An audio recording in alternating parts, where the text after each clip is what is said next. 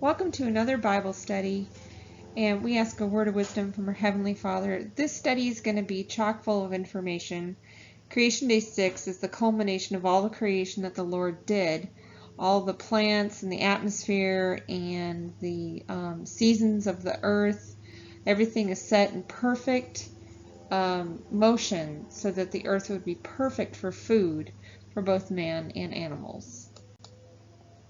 And here we have the first scriptures in Genesis that refer to day 6. And God said, "Let the earth bring forth a living creature after his kind, cattle and creeping thing and beast of earth after his kind." And it was so. And God made the beast of the earth after his kind, and every cattle after their kind, everything that creepeth upon the earth after his kind. And God saw that it was good.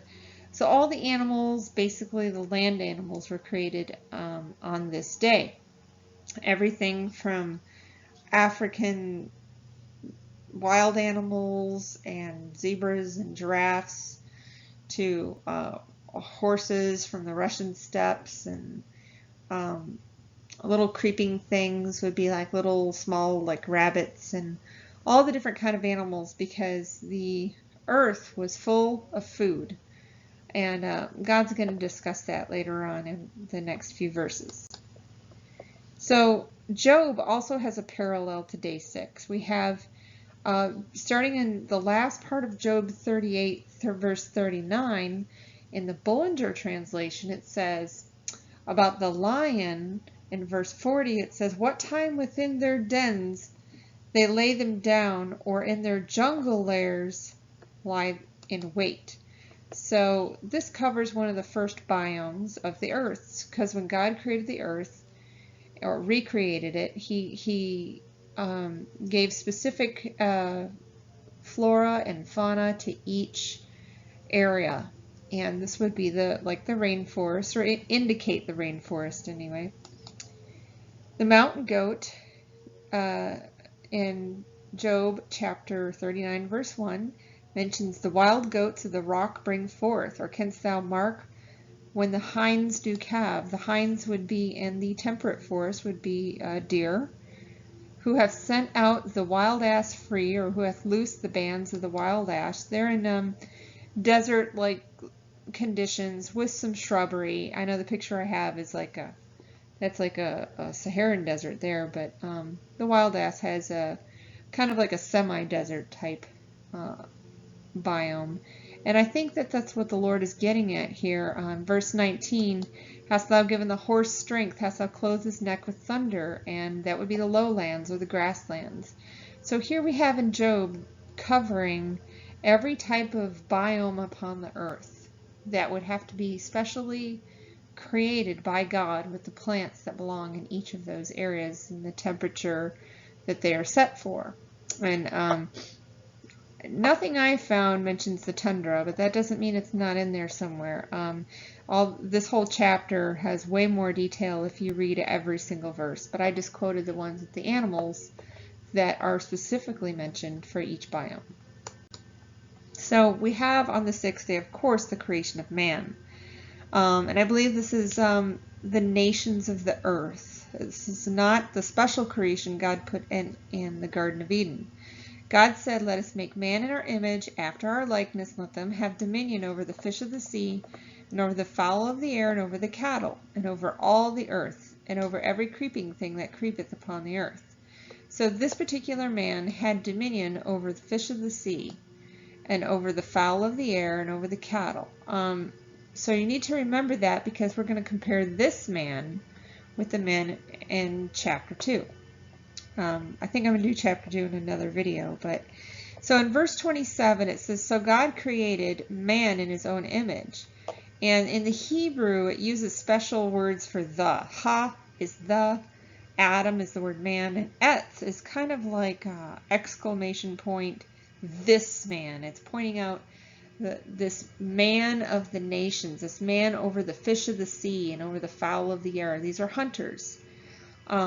Is a special creation by God in his own image. This is speaking of Elohim and his angels, because they resemble themselves. God created all the souls first in the very beginning of all creation. It says in Job 38 verse 7, the angels shouted for joy.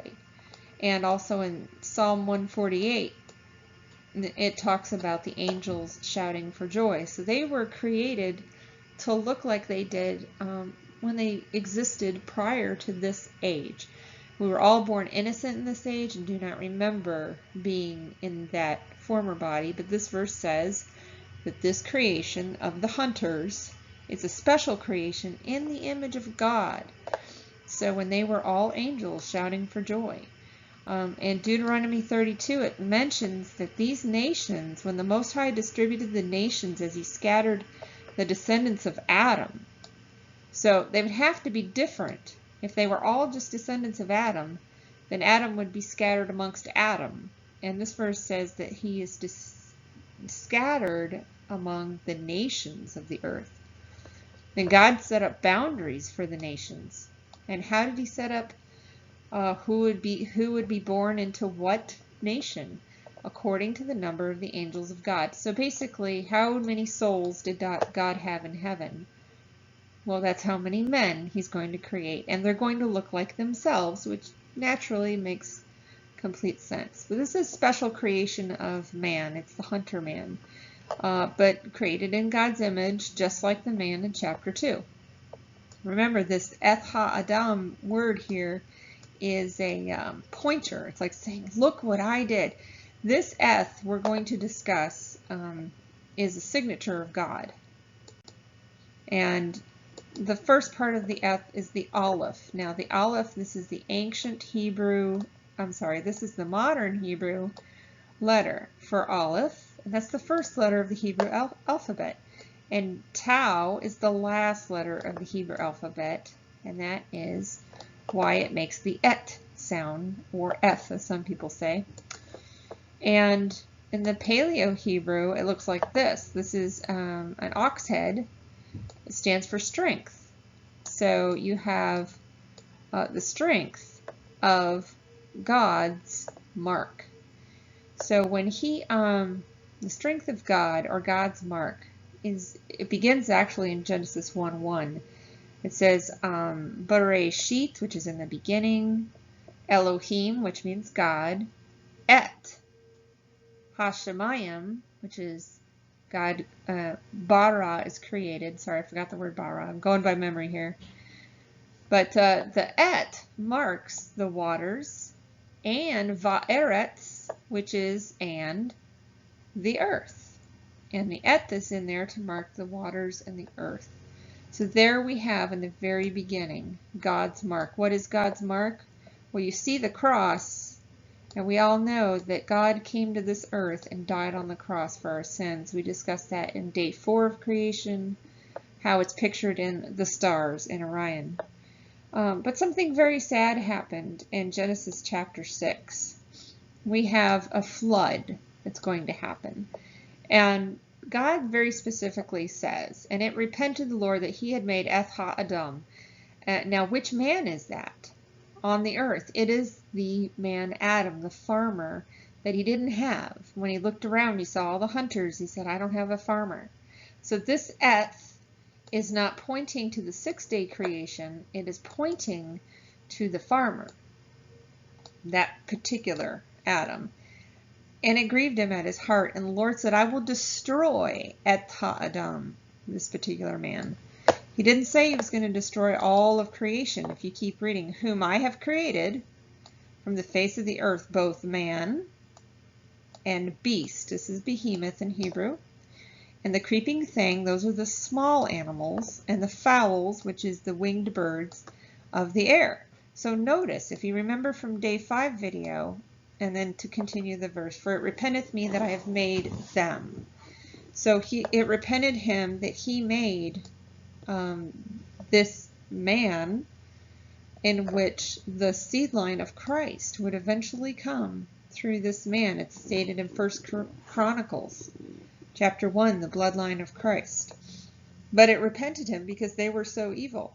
So he didn't say, I'm going to destroy every living creature in the sea.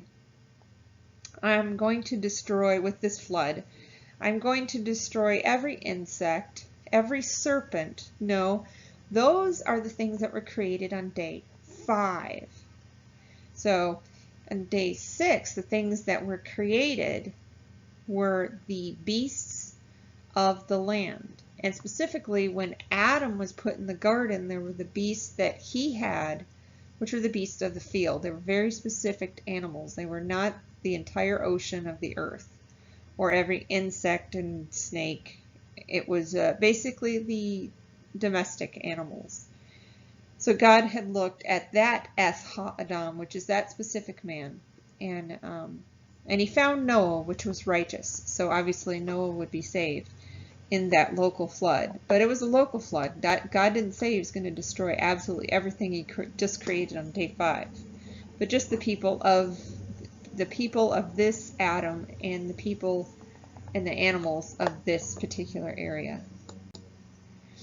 So to continue on in the creation, after he created the nations of the earth, God blessed them. And God said unto them, Be fruitful and multiply and replenish the earth.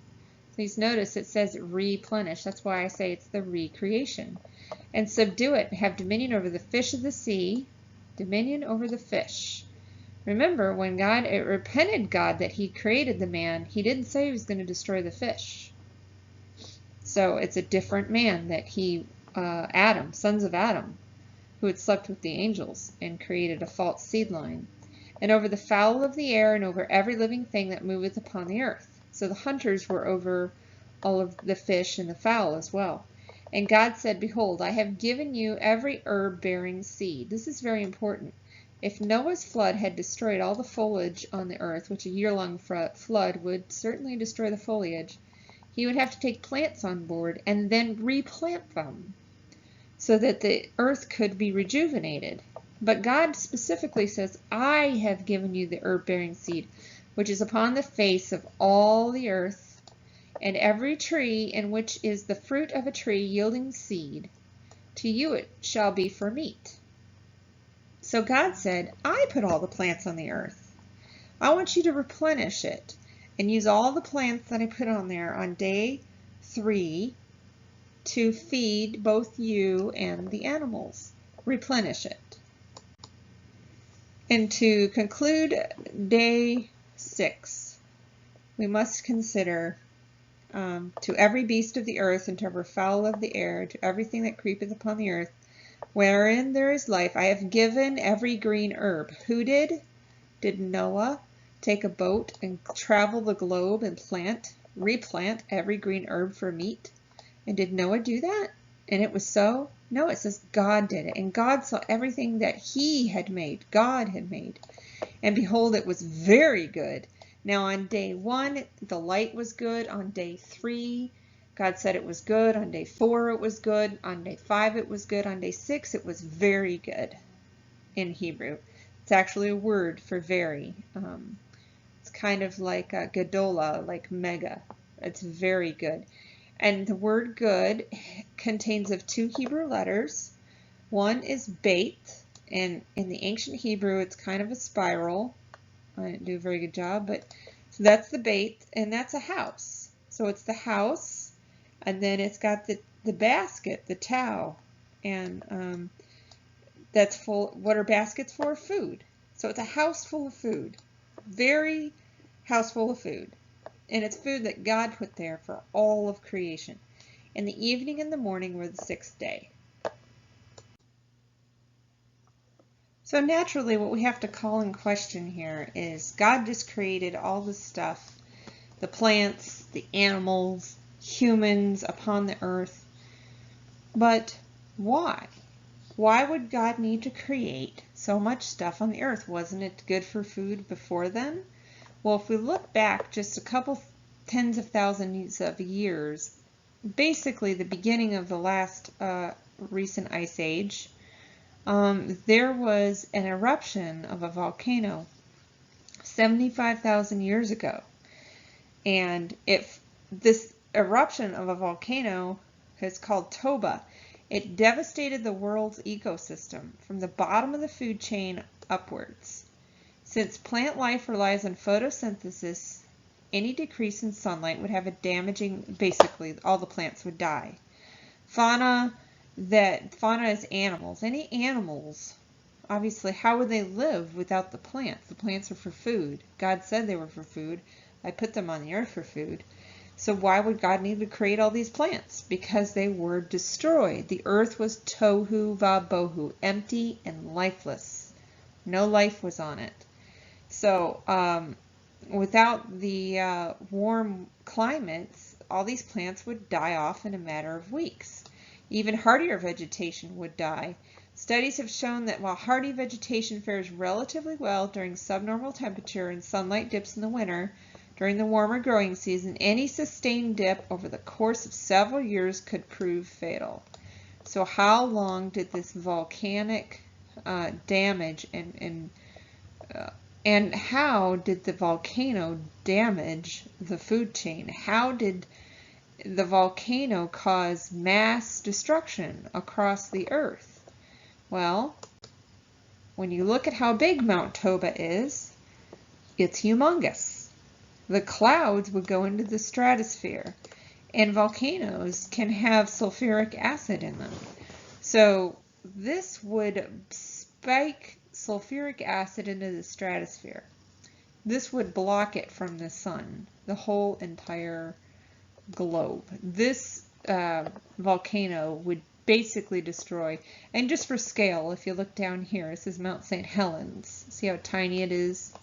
And that was pretty big to us when we saw that erupt. Additionally, ocean concentrations of algae, phytoplankton, which also survive by nature of photosynthesis, would suffer, consequently destroying much of the sea's fragile ecosystem. Well, how could the fish in the ocean survive this? They couldn't. 75,000 years ago, as recent as 75,000 years ago, the last ice age was a barren, cold, icy earth with no life on it. Given that scientists believe the atmospheric effects of Toba lasted 6 years of winter, one could imagine quite a bit of Earth's plant life suffered in the aftermath, and consequently the animals in the sea and the animals on the earth, and any supposed man. Evolutionists claim that this is when modern man came about or evolved. But it would be awful difficult to evolve in an environment where there was no life anywhere. The Bible says it was tohu vabohu. It was destroyed. So let's look at the chart I have showing us 75,000 years ago. So here's my chart. Look on here. 70,000 years ago up until about 14,000 years ago when life began to suddenly come back on the earth. In between, life is really grim. All animals and plants are endangered species. So what we have here is we have this something bad that the person who drew this chart could see. What was that something bad? That was Mount Toba. And here you have sulfuric acid, H2SO4, being catapulted into the stratosphere. It's not normal. Normally, it just rains back down as acid rain and dissipates, and the earth cycles it out. But this went into the stratosphere, and it blocked the sun's light and caused a global cooling event that would stop basically all plant life upon the earth. But that's not all. When you compare this to what we know about what evolution says, that modern humans began to walk the earth at this time, unless they were evolving to breathe sulfuric acid, I would say that not only were they not evolving, but they were not even living.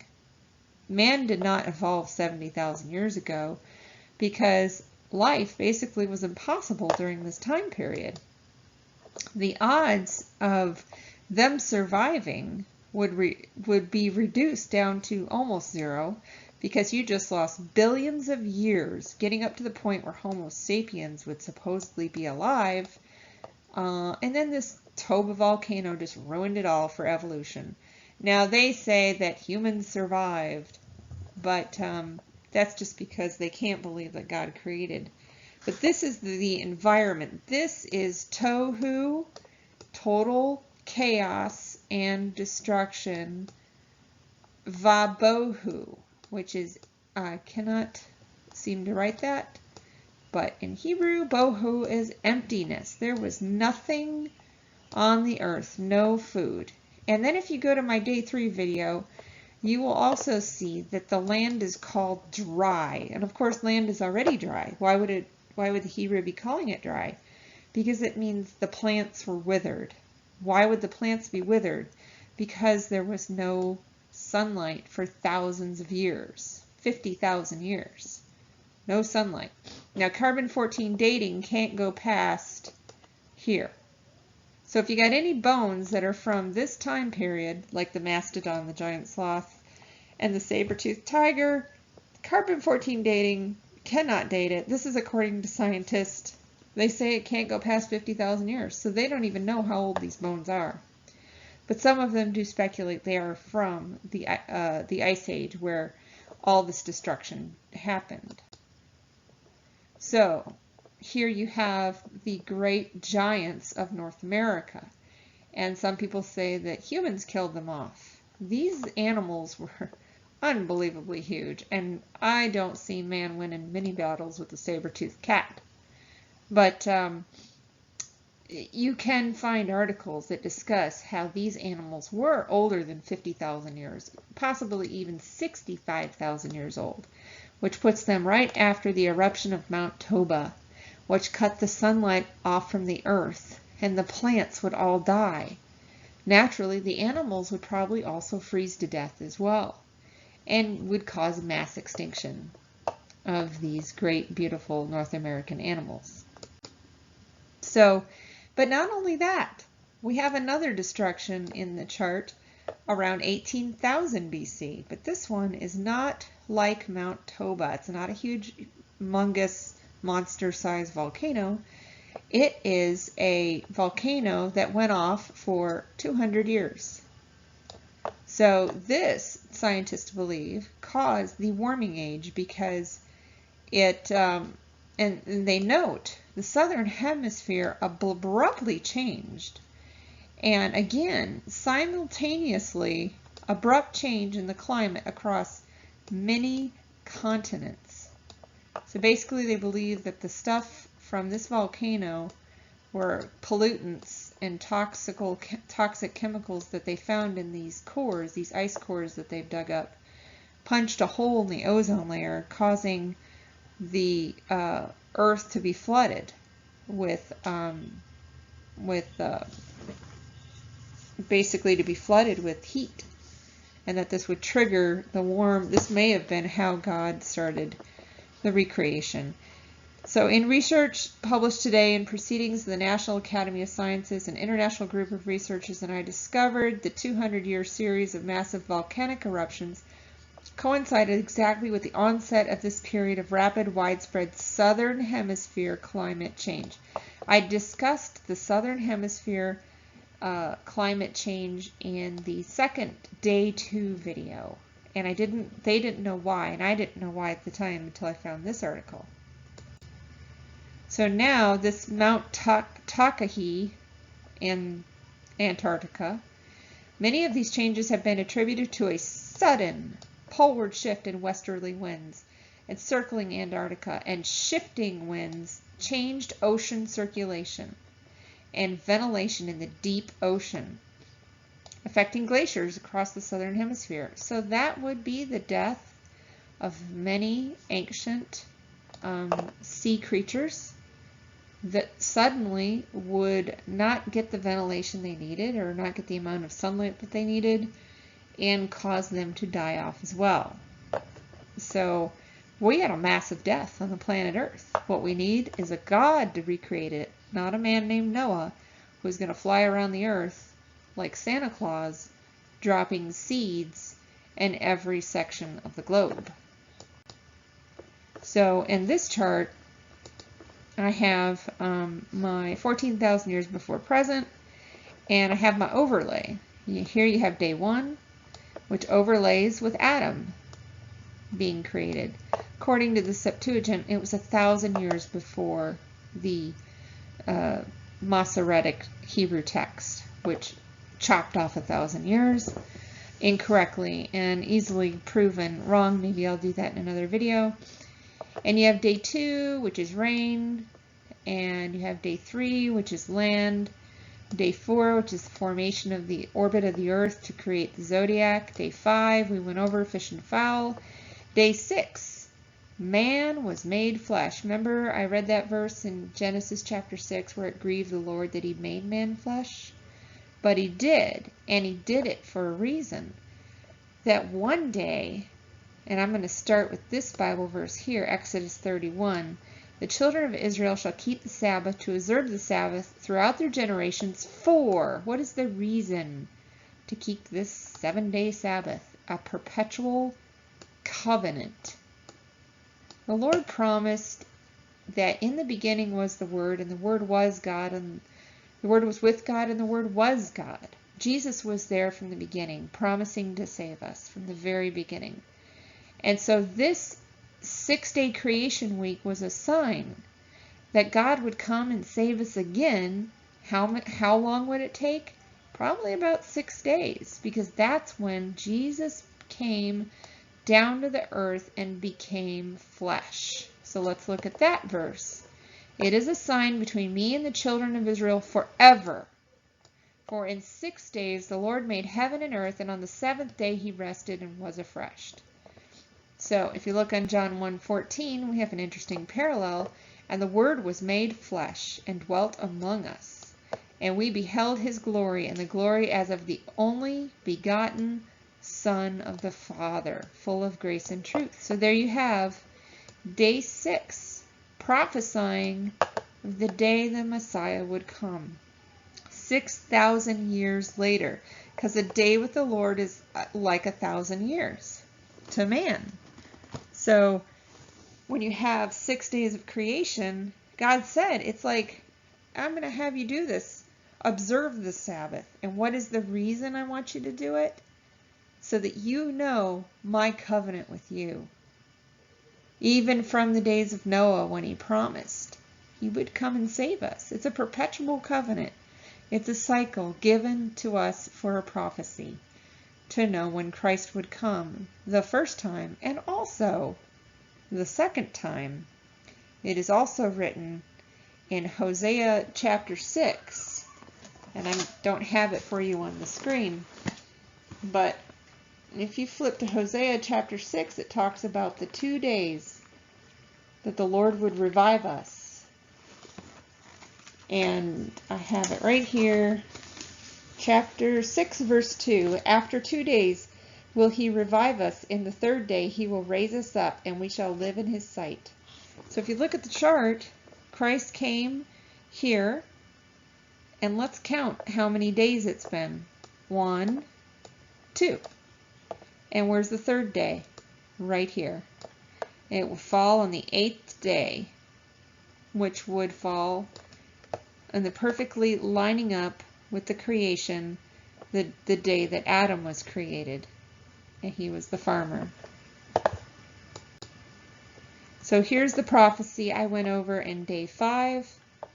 We talked about the locust army, Trump 5, lining up with the locusts that were created on day 5. And now we've talked about how man was made flesh on day 6 and how God was made flesh 6,000 years later.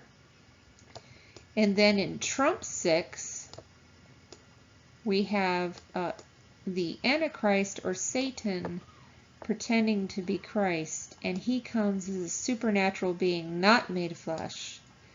And man or the earth, people of the earth, were going to meet the supernatural. Supernatural is not supposed to come into this realm. It's against God's law. As he said, the angels that left their first estate in Jude, not supposed to do that. But these 4 angels are going to do it. And the Euphrates is the symbol of the divide between our 2 worlds. And we're going to see that on day 6. And not to worry, because the great day of battle and war, God's been saving up for that great day, which is what trump 7. This is the last trump. And this is the last trump that 1 Corinthians 15:52 is referring to. This trump is going to be the trump where the death will be swallowed up in victory. That's what the quote is in 1 Corinthians 15:52, 3, 4, somewhere in there. It says, death will be swallowed up in victory. That cannot happen at the rapture because people have 7 years of torture, murder, and mayhem. People being murdered, that's death.